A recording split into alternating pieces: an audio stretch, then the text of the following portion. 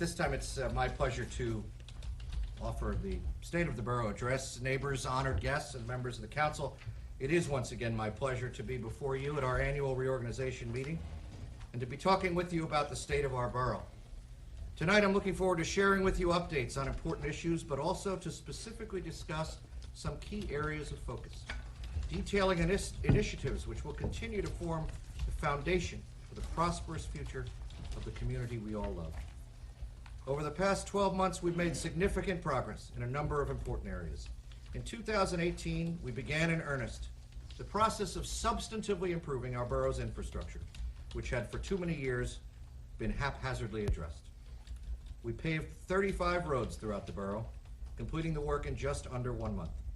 This was a Herculean task accomplished successfully by the hard work of many. But I would in particular like to thank Rob Costa, our borough engineer, as well as his team, for their dedicated efforts in getting this done so quickly and professionally. In the coming year, we will continue our repaving efforts, completing work on an additional 15 to 20 roads, as well as a significant number of curbs. We will also be completing several sewer repair initiatives with more to follow. We all need to remember that our town was formally incorporated more than 100 years ago, and many of our infrastructural elements have far outlived their useful lives. These are certainly not the areas in which we want to expend significant tax dollars, but the simple fact is that they've been ignored for far too long. All of you know that over the past year, we've focused a tremendous amount of effort in the area of traffic and pedestrian safety. In January, we implemented our Safe Streets Initiative, which was designed to enhance the safety of all who live, work, and do business in our community by redirecting commuter traffic back to the main streets of Leonia and away from our narrow side streets. The initiative proved extremely effective in enhancing the safety of all Leonians, and the doomsday prophecies of apocalyptic business decline, racially motivated police stops, and perpetually clogged streets in neighboring municipalities simply never materialized. In spite of this success,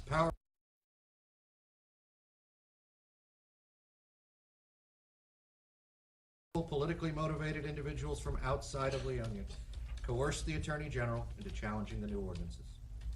Even though we addressed the procedural issues which the state court identified, this apparently wasn't good enough for those who, for reasons that I frankly simply do not understand, continue to challenge an initiative that does not negatively impact them in any way.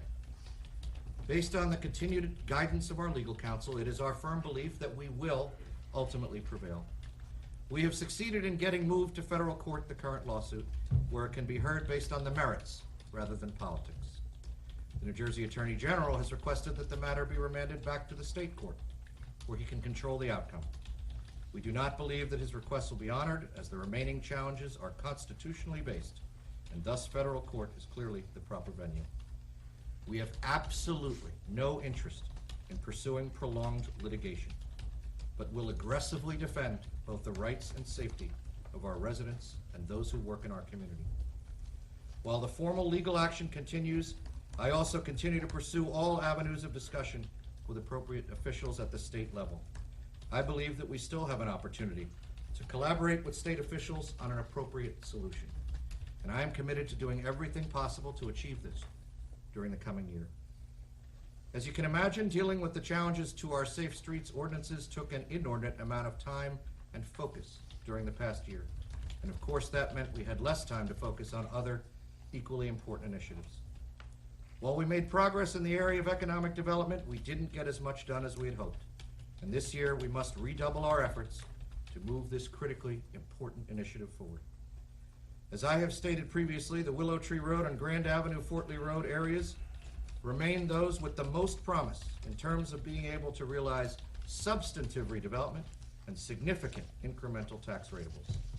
Over the past year, we began the complex but legally required process of delineating these areas into those that will be deemed either in need of redevelopment or revitalization. In addition, we met with the owners and senior leadership of Kulite, our town's largest taxpayer, to walk them through these designations and reinforce our commitment to working collaboratively with them as we revitalize and redevelop that part of our borough. We've been working hard on continuing to enhance our relationship and work more closely with Kulite, and these efforts are already paying off. Earlier today, I received word that for a second year, Kulite has donated $10,000 to the Leonia Police Department, which will allow them to purchase equipment without relying on tax dollars. I want to thank Kulite's CEO, Nora Kurtz, as well as the entire Kulite leadership team for their generosity, continued partnership with our community. And I'm looking forward to continuing to strengthen our relationship in the new year. My vision for redevelopment in the Willow Tree Road and Fort Lee Road areas of Leonia includes a mixture of residential, commercial, and retail uses that in combination will result in an economic boon for our community. But we must plan this carefully. For example, when considering high-density residential projects, we need to ensure that such new construction does not result in an increased burden on our schools, or we will quickly negate the positive impact of the increase in ratables. Residential uses, such as 55-plus housing or one-bedroom apartments targeted to younger tenants, are just two examples of the type of residential uses we could consider for this area. If we create this type of use and combine it with a corporate campus, retail establishments, and restaurants, the result could be a true destination that will not only bring increased ratables in the relatively near term, but ongoing benefit through increased business patronage. In the coming year, we will all be working closely with our planner, other borough professionals, and residents with expertise in this area, as well as relying on the leadership of Alex Torpy, our borough administrator, to fully flesh out the details of this exciting redevelopment plan. And as progress is made, we will continue to share the details with you. I'm confident that through careful planning and consistent community engagement, we can together create a plan which will both protect the character of our community and allow us to continue to maintain that character without sacrificing the services that all of you both expect and deserve. This type of community engagement is something that has also been a continued emphasis of this administration. Over the past year, we launched a new borough website, which is much easier to use and offers far more flexibility. Late last year, thanks to the leadership of our borough administrator, we launched Access Leonia, a mobile app that allows all Leonians to report issues and problems to our government. We encourage all of you to download the app on your mobile device or access the reporting system from our website. You'll be able to report any issue, and your report will automatically be forwarded to the appropriate department, while also allowing us to ensure that reports are acted upon and resolved without delay.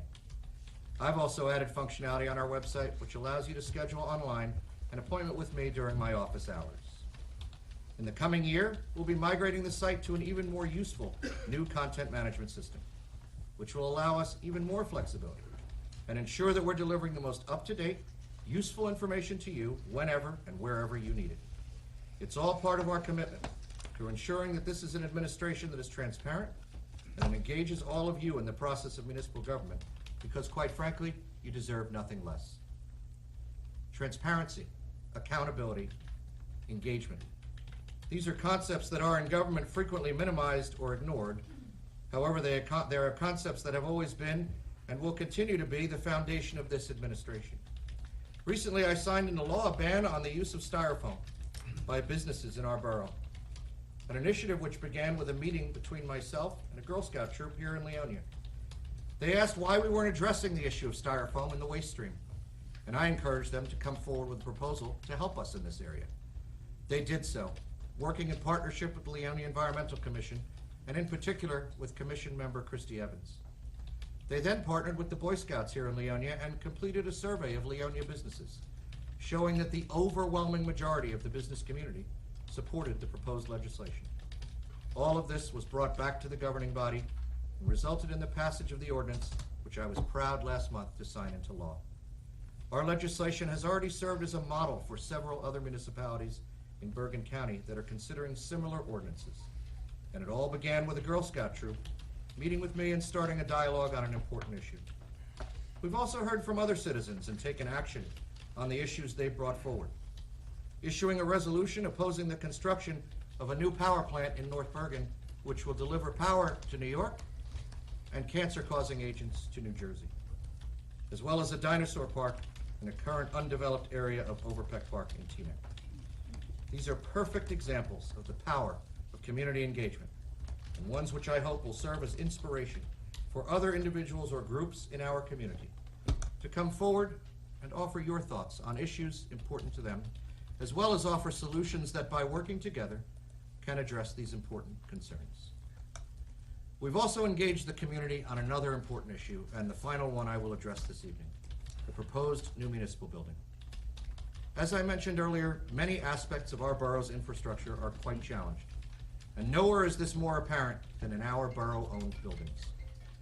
Our police department, municipal court housed in this building, and Borough Hall have all been cited by state, county, or local authorities with literally dozens of violations. Previous administrations have simply chosen to ignore these deficiencies, and unfortunately, we are now paying the price for that lack of action.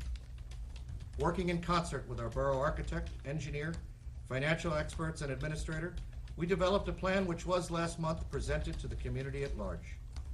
At and since that town hall meeting, we've received lots of feedback on the plan, and all of it has been extremely valuable. I've personally spent a great deal of time reviewing the feedback and thinking carefully about the concerns that have been raised by members of our community. In order to address these, several weeks ago I met with Councilman Pat Fusco, who is himself an architect with significant experience in commercial structures, and asked him if he thought it would be possible to change the location of the proposed building, making several suggestions which could potentially result in a viable alternative. Between then and now, I've been working closely with the councilman to develop a proposed alternative solution for consideration by the governing body. Tonight, I want to share the details of that alternative with you. I am proposing for consideration the construction of a new municipal building located not here on the site of the Borough Annex, but rather on the site of the existing ambulance corps building, combined with the adjoining parking lot. The new building would be 4 stories in height. The new building would be 4 stories in height, similar in height to the Leonia Public Library. The ground floor would contain covered parking, as well as the police garage and prisoner-related aspects of the Leonia Police Department, including prisoner processing and holding. The second floor would contain the other elements of the police department, as well as the administrative offices of the municipal court.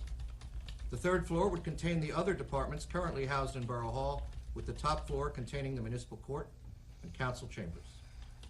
In order to ensure adequate parking for visitors, as well as overall safe traffic flow, a new roadway and parking spots will be created in the area between the current police and fire departments and Wood Park, with a traffic pattern created that will enhance pedestrian safety for those enjoying both the public library and the park. The width of this new paved area would stop several feet before the stand of large trees next to the playground. These trees would not be removed or harmed in any way. The current fire department memorial, as well as the emergency services memorial, would both be relocated and revitalized into an area which would allow for much more appropriate recognition of those who have sacrificed their lives in service to our community. Creating this new paved area would require that we complete a Green Acres land swap for the land that we would use in the current Wood Park. So, as part of the proposal, I am recommending that we request Green Acres designation for the David and Erica Boyd Sculpture Garden, thus ensuring that this area is permanently protected from development.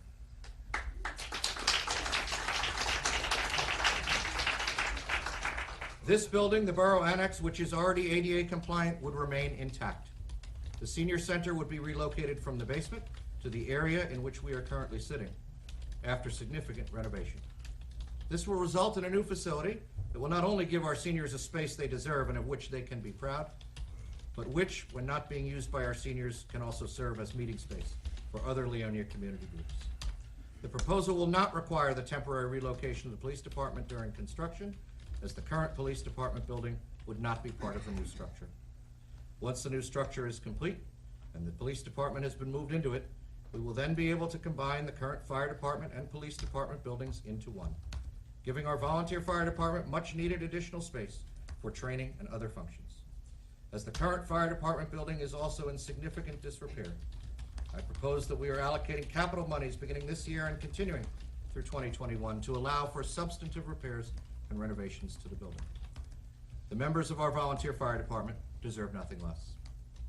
Of course, the borough architect will need to fully vet the details of this proposal and ensure that all of the details we've already identified can be properly realized. However, I believe the proposal I've outlined this evening will allow us to build a new municipal building that fully meets this borough's needs, while also protecting the Borough Hall Annex and the Sculpture Garden, and substantively addressing the concerns many of our residents have expressed with regard to the plan we discussed last month. I look forward to discussing it with the members of the council beginning at our next work session. This is another great example of the power of community engagement. In this case, members of the community were engaged in order to solicit feedback on an important initiative, and based on that valuable feedback, an alternative approach has been identified which substantively addresses the concerns that have been raised. During the town hall meeting, I stated clearly that we weren't simply sharing the information to check the box. Hopefully those of you who thought that this project had already been decided now realize that in fact nothing could be further from the truth. This is a government that truly values the input of its citizens and carefully considers the opinions of our residents when we are making decisions which are important to all Leonians. To that end, I'm looking forward to continuing to work with the members of the council over the coming year as we focus on the important issues of economic and environmental sustainability, pedestrian safety, infrastructural improvements, and increased levels of service for all who live, work, and do business in our borough.